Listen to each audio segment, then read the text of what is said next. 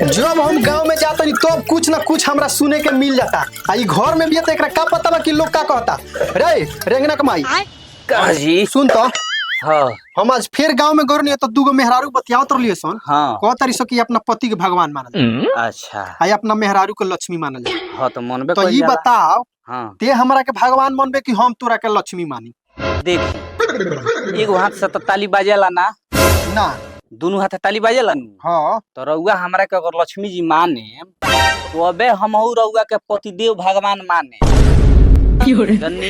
एगो काम कर हाँ यही हमरा के भगवान मान काहे से कि हम तोर मरद बानी। अच्छा अच्छा अच्छा माने हमरा के रउआ कमा के खियाई रउआ हमार मरद हई तब का तो माने तो हम रउआ के भगवान मानी इहे नु। हाँ तो ठीक बा हम रउआ के भगवान माने राउर हम रोज पूजा करे हाँ ठीक। अरे हमार राजा लेके हमार एगो शरत बा। ते बताओ ना कौन शरत बाते जोन कहबे तोन करम जेगा कहबे ओंगा करम। करे नु हां तो पियल का रउआ छोड़ ना दी।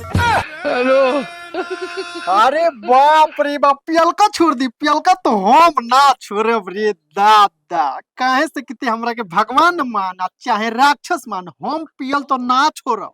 नानू ना गाड़ फाट गइल पियल का नाम पर आय पियल का छोड़ल कह दनी गाड़ फाट गइल मुंह तो पियनु तो गला।